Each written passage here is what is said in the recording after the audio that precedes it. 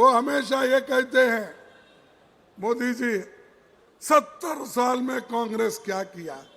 अरे भाई, हम 70 साल में कुछ नहीं करते, मोदी जी आप चीफ मिनिस्टर ही नहीं बनते थे। हम देश के संविधान को बचाए, देश के लोकतंत्र को बचाए, इसीलिए आप वहां हो।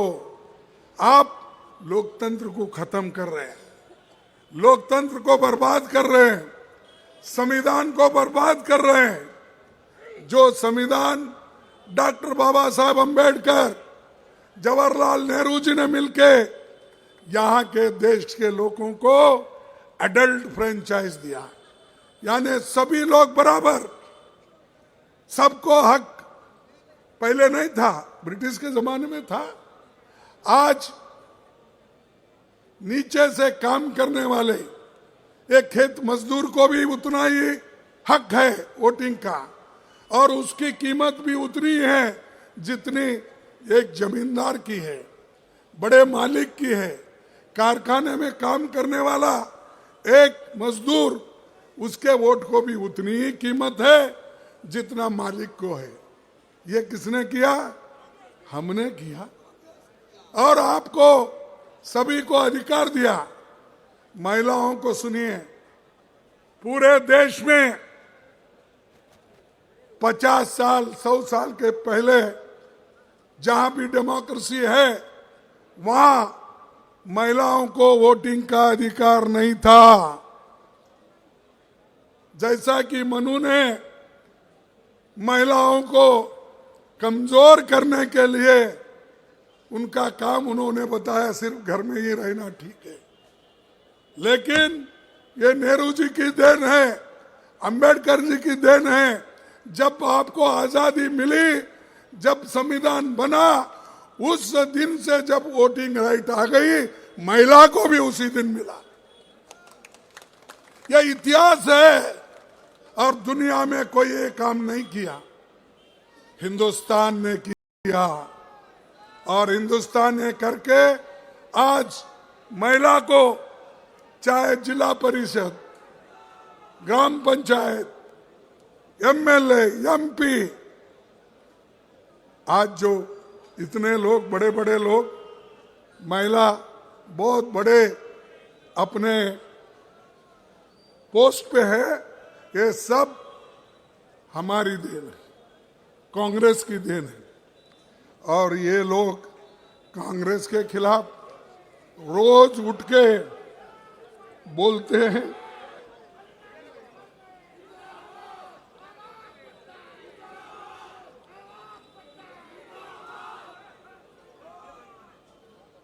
बड़े बड़े लोग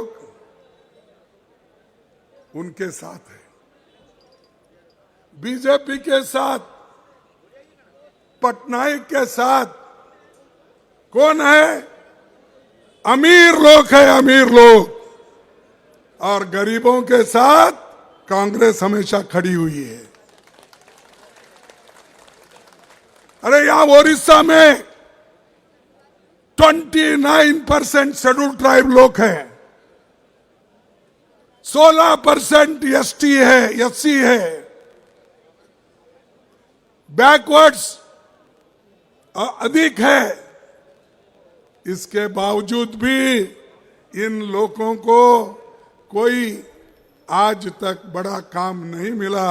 ये पटनायक के गवर्नमेंट में कोई बड़ा आदमी या कई बड़े हुद्दे पे इन्होंने नहीं बिठाया। इसीलिए आप हिम्मत करो, एक हो जाओ, अपने हकूक के लिए लड़ो। मैं ये नहीं चाहता कि एक दूसरे से लड़ो, वो मोदी करते हैं, डिवाइड एंड रूल, लेकिन मैं नहीं। मैं देश को एक रखना चाहता हूं। राहुल जी देश को एक रखना चाहते हैं। राहुल जी तो बोले, भाई मैं तो मोहब्बत की दुकान खोला हूं, नफरत की नहीं। लेकिन यहां बीजेपी, आरएसएस, ये तो नफरत की दुकान खोल के बैठे हैं। और इसी के वजह से आपको होशियार रहना चाहिए। अगर आप ये कहें, अरे सुनो भाई, सुने तो ही ज्ञान आता है, ज्ञान आए तो ही आप बोल सकते हैं। स्लोगन शाउटिंग मेरे लिए कले तो मैं खुश हो जाऊंगा, बाकी का समझ तो नहीं पाएंगे आप। देखो, बीजेपी और आरएसएस इतनी बुरी है और उसके संग में इन्हों है।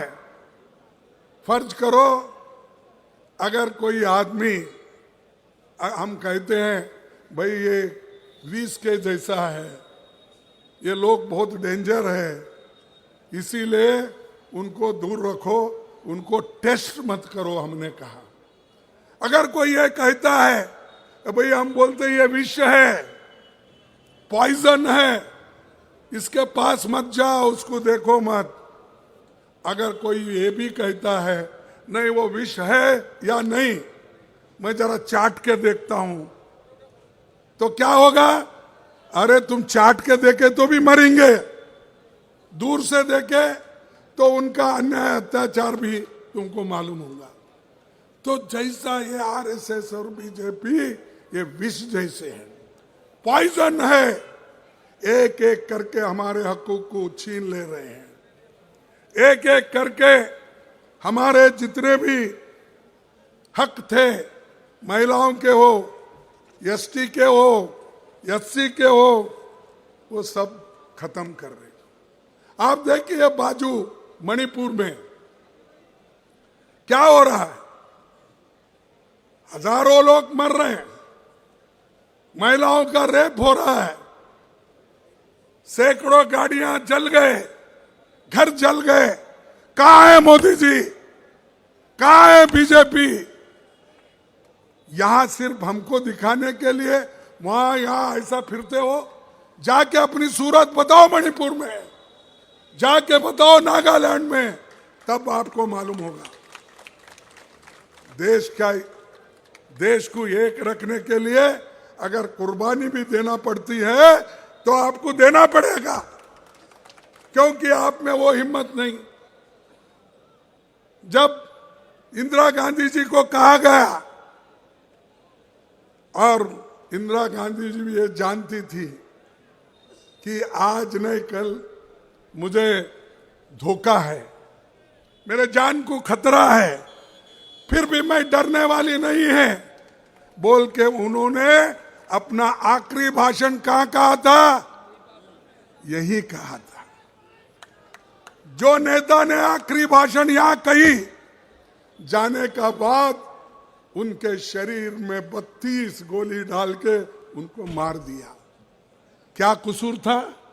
क्या किसी के पैसे लूटे थे? क्या किसी का माइन लूटा था? क्या किसी की संपत्ति हड़प की थी? उन्होंने देश को एक रखना चाहते थे, लेकिन ये लोगों ने मार दिया। राजीव गांधी यही चाहते थे, जैसा मां देश को एक रखना चाहती है वैसा ही हम भी करेंगे।